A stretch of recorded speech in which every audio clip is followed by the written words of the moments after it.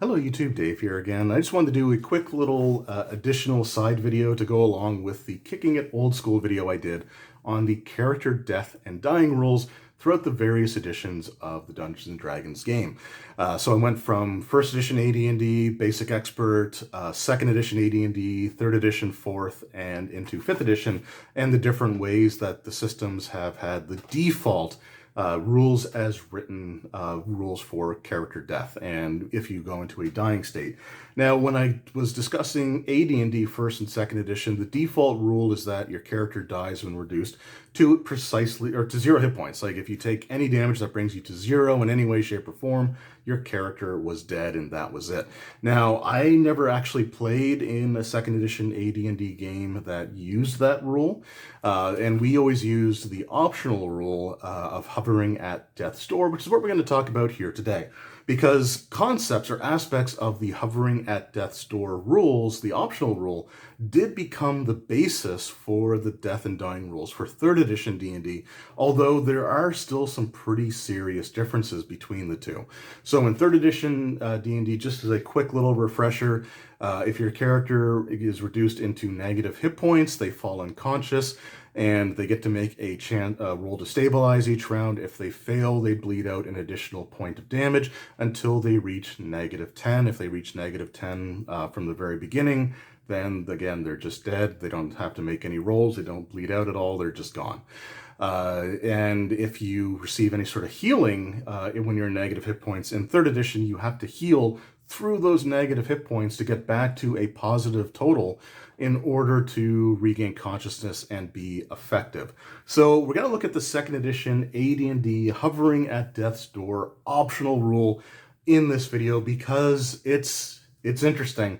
And looking back and reading it when doing research for the last video kind of reminded me of the fact that we didn't use the actual full description of the rule set. So we'll get into that here in a moment. So we do have the 2nd edition Advanced Dungeons & Dragons Dungeon Master's Guide. This is the 2013 reprint, which is based off of the 95 black covered AD&D, like the people call it like 2.5, or I've heard it referred to as 2.5. Essentially, it's sort of like the reformatted version from 1995. So the Death and Die, or the Hovering at Death's Door, is found on page 104. So let's just get there here, and we will take a look at the rule. So here we have it, hovering on death's door. So this is an optional rule. I'm actually going to set this down so that, I'm getting older and my hands aren't quite as steady as they used to be. So yeah, again, this is an optional rule, so it's not the default method for determining character death, but one thing that 2nd edition did not suffer from was a lack of optional rules. And I kind of always look at like the DMG as the big book of optional rules for 2nd edition AD&D. So let's take a look at hovering on death's door. So let's just read through the whole thing here. So the beginning says, you might find that your campaign has become particularly deadly.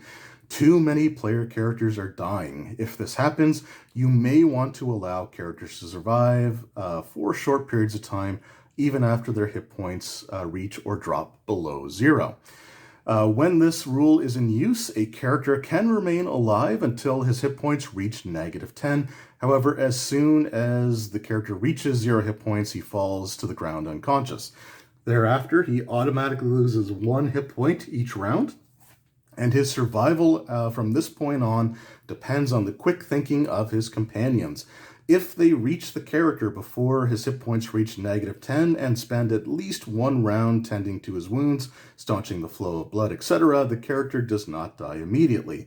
If the only action is to bind his wounds, the injured character no longer loses 1 hit point each round, but neither does he gain any. He remains unconscious and vulnerable to damage from further attacks. If a cure spell of some type is cast upon him, the character is immediately restored to 1 hit point, no more. Further, cures do the character no good until he has had at least 1 day of rest. Until such time, he is weak, feeble, unable to fight, and barely able to move. He must stop and rest often, can't cast spells The shock of near death has wiped them from his mind and is generally confused and feverish. He is able to move and can hold somewhat disjointed conversations, but that's it. If a heal spell, so heal and cure spells are different things. Cures like cure light wounds, cure serious wounds, cure like critical wounds, and heal is just like the spell heal. So if a heal spell is cast on the character, his hit points are restored as per the spell, and he has full vitality and wits. Any spells he may have known are still wiped from his memory. Even this powerful spell does not negate the shock of the experience. So yeah, there you go. It's sort of interesting to see this early version of the death at -10 rule. So unlike 3rd edition, you don't get to roll to stabilize on your own. Once you reach -10, the only way your character is going to survive is through the intervention of other party members in your group. The difference is, though, that they don't have to rely on making a successful skill check or anything like that. They just have to spend the time bandaging the wounds. And since a round in 2nd edition AD&D in like combat is a minute instead of like 6 seconds, it makes sense that spending that much time compared to a 6-second round in 3rd edition, you can just, stabilize the character without having to worry about making any sorts of rolls. The other thing that's interesting is the fact that the cure spells do nothing more than a single point of damage. So we see in like 3rd edition, if you're in negative hit points, you receive any sort of healing, like cure light wounds or cure serious or whatever, you have to heal through those negative hit points before you can regain consciousness. So if you were at -7 and you were healed for 5, you would still be at -2 and unconscious, but no longer bleeding out. In 4th edition, you do have negative hit points, but any sort of healing that you receive starts healing you as if you were at 0 hit points. So the negative hit points are only considered for if you die from damage that you take either from attacks while you were conscious and just did excess damage beyond what takes you to 0, or if you get hit with other attacks sort of thing. And in 5th edition, there's just no negative hit points whatsoever. But in the 3rd edition, healing does the full amount. You just have to heal through the negative hit points. In 4th edition, the healing does the full amount and you start from 0. And in 5th edition, it's the same thing because there are no negative hit points.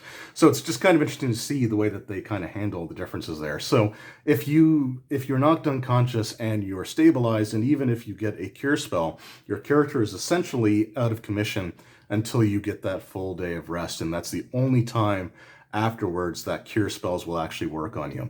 The heal spell is, again, it's different, it's more powerful, you do get the hit points back. But another thing that I find interesting is that just, again, being knocked unconscious in 2nd edition AD&D, once you get into those negative hit points, or 0 or lower, you lose any prepared spells that you have, which is really bad if you're, I don't know, like the party's cleric, for example, and you get knocked down in the first combat before you get to really do anything. Like, you could be stuck, the whole party could be stuck a full day without someone to cast curative magic on them. So it's definitely an interesting way to handle it. It is better than dying at 0 hit points, don't get me wrong, but it's still pretty restrictive, and it's still pretty debilitating once it occurs. So reading through this, I don't think we ever used the fact that you can only gain 1 hit point from any cure spell until you get a full day of rest, and you only gain that 1 hit point once. I don't recall us ever actually using that. I think once that fight was over, at that point you could start using cure spells. At least that's the way that I think, that's the way that I remember our groups handling it. I definitely don't remember ever being stuck for a full day with 1 hit point. And I definitely also didn't remember that it wiped spells from your memory. Now, we could have used that rule. I'll be honest, I only played a wizard once, and I don't recall. I think the only time he got knocked into negative hit points was when he died anyway, so I don't think that actually mattered. But it's interesting to see the way that that was handled. Anyway, let me know in the comments below, what do you think of this version of hovering at death's door? Do you like the way that they did it? Do you like the 1 hit point thing and needing to get like a full rest? It does feel more cinematic, I will say. You do see, like on TV shows or movies, that characters, you know, they don't necessarily, although some shows they definitely do, but there are, you know, some where they, you know, they do recover, but it takes them a little bit before they're ready to go again. So yeah, let me know what you think of that, and the whole losing all of your prepared spells. Let me know what you think of that in the comments below as well. Thank you guys very much for watching once again. I hope you enjoyed the video, and I will see you all next time. Until then, take care.